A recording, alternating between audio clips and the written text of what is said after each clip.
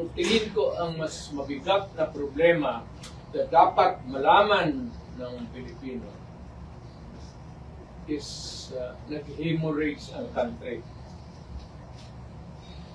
Pati yung PhilHealth nga na hindi sa gobyerno, contribution natin yan kasi kung magpa-hospital ka, doon yung may pambayad ka, depende sa ano mo, category yung rates mo.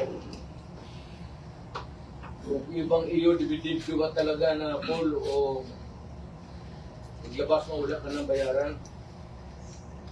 Yun ang ano doon, yung 16 billion na nilipat nila. That is the most dangerous at dapat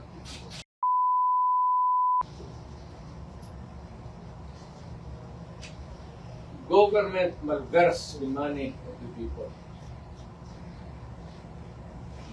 Ginamit mo yung pera ng ano? Even Congress cannot do that. Trust fund yun eh. Galing inyo yun. Pati akin.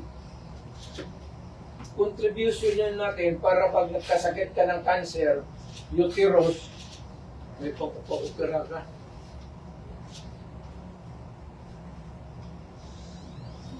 Ang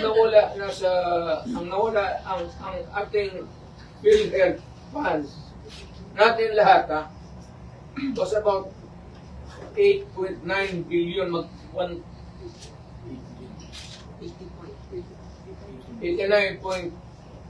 89 billion.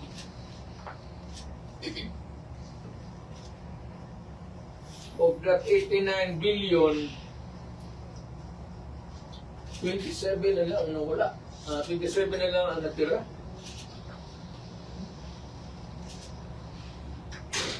Paano yan?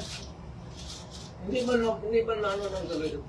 Ang atin is, bakit nila pinagsialaman?